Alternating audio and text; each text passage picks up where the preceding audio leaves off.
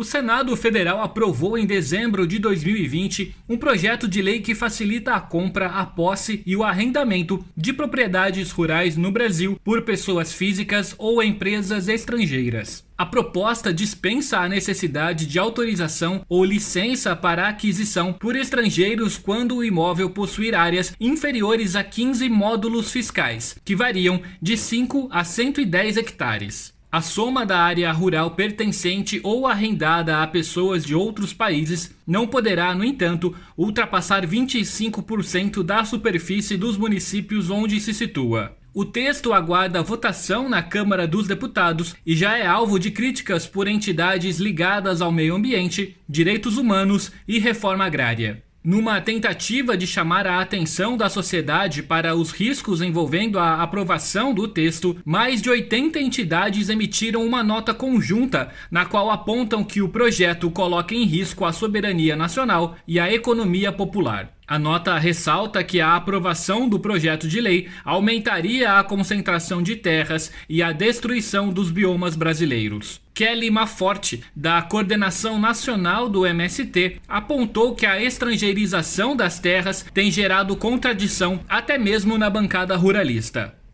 Existe uma contradição, né? Na própria bancada ruralista, uma contradição dentro do agronegócio em relação à estrangeirização das terras. A gente vai encontrar, por exemplo, algumas declarações até do Bolsonaro contra esse PL, né, de estrangeirização, algo que, por ele ser uma pessoa entreguista, né, parece até um pouco estranho. Mas onde que reside essa contradição? Como existe uma pressão muito grande para os ruralistas, né, regularizarem, quer dizer, regularizar a grilagem, né, esse crime de grilagem de terra, porque eles estão em terras públicas, existe uma expectativa também no setor deles se favorecerem primeiro, né, e dada a própria questão da geopolítica e o poder, né, de determinados países, principalmente, né, da China, é muito provável que uma aprovação total, né, para empresas poderem adquirir terras, empresas estrangeiras poderem adquirir terras do Brasil, poderia ser uma grande abertura para um processo de aquisições de outros países, né, e aí principalmente da China, né, aqui no Brasil. Então, mas é uma contradição não pensando nos interesses do povo brasileiro, e muito menos na democratização da terra no Brasil.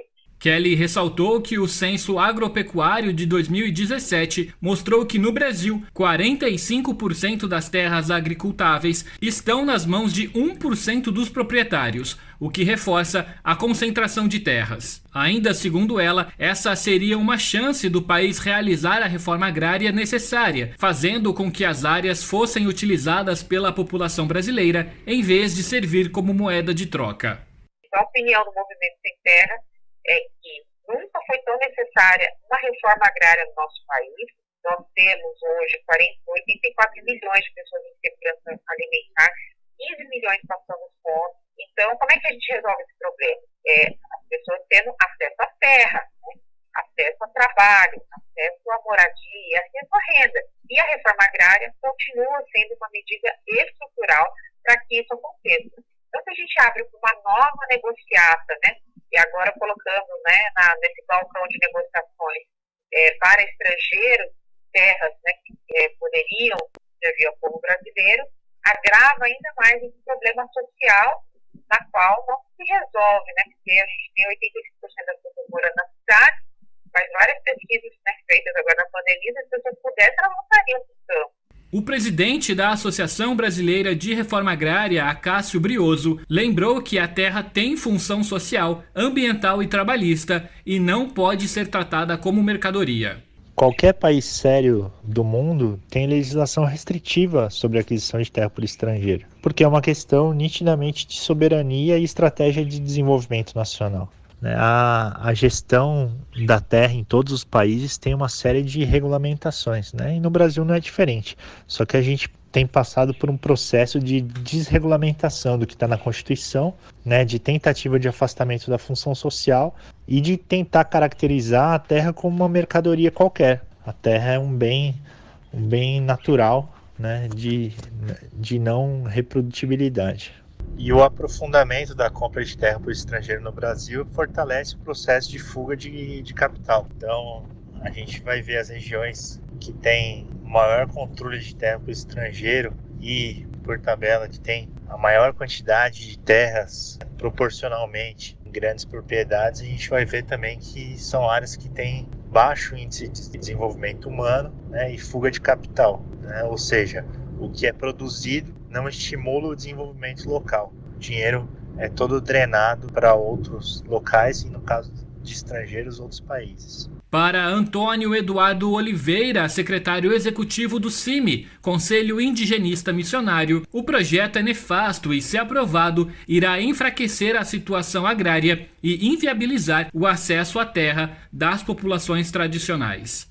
É um projeto que significa a precarização da situação agrária no Brasil e, ao mesmo tempo, a inviabilidade do acesso à terra das populações tradicionais, da agricultura familiar e da demarcação dos territórios indígenas no Brasil. É um projeto totalmente nefasto, sem sentido, principalmente numa situação em que há um contexto totalmente desfavorável para a sobrevivência dos mais pobres no campo. É um projeto que vai beneficiar o agronegócio, o latifúndio e o capital. É um projeto contra o Brasil. Ele fere, a nossa cidadania, fere a autonomia e fere até a soberania do país. Portanto, é um projeto que, apesar de ter sido aprovado no Senado, mas temos certeza que nós vamos derrubá-lo na Câmara.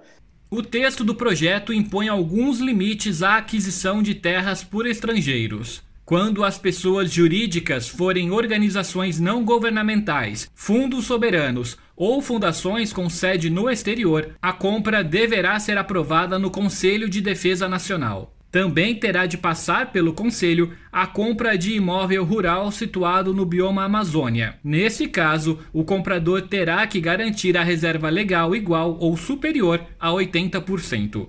Danilo Rensober, Rádio Brasil Atual. Você está ouvindo Jornal Brasil Atual.